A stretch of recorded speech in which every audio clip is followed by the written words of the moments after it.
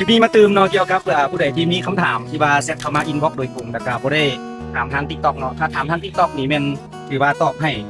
เกือบว่า 100% แน่เนาะแต่ว่ามาอินบ็อกซ์แนวนี้นี่ก็แม่นก็ต้องเตรียมคำถามดีๆเด้เนาะเห็นบ่มีบาโชว์ให้ทางเทิงนี่เนาะถ้าว่าเจ้าบ่เตรียมคำถามดีๆเนาะแน่นอนเนาะมันเป็นไปบ่ได้สิมาแชทนำเจ้าตอบทุกคำถามของเจ้าอยู่หั่นเนาะทุกคนก็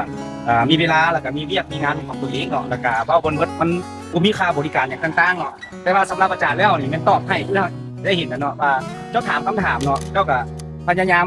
ซอกหุ้งคนคั่วตื้มเนาะว่าคำถามใดที่เฮาคาแล้วเนาะมันบ่สามารถไปต่อได้เนาะมันเป็นคำตอบเดียวก็ถือว่าตอบให้เนาะ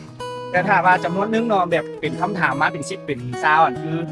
หลายๆคนเนาะก็แม่นบ่ตอบไปคือกันเนาะเพราะว่ามันเป็นไปบ่ได้สิมาตอบคำถามของอยู่ๆอินบ็อกซ์มาเนาะแล้วก็กดติดตามก็ยังบ่กดติดตามเนาะแล้วกดไลค์บ่มีกดหยังเลยเนาะมีแต่ว่าอินบ็อกซ์มาอยากได้อย่างเดียวเลยตัวนั้นเขาก็เห็นหลายเนาะแต่ว่าคล้ายๆกับว่าตัวนี้แม่นเขาย่างไปในละมือเลยเนาะมีคนมาถามมาทางอย่างเขาเนาะว่าไปตลาดไปทางนั้นทางนี้จังไดเนาะเขาก็ยินดีตอบเนาะเพราะว่ามันเป็นคำตอบเดียวแล้วก็เป็นการให้ทิศทางที่ดีเนาะ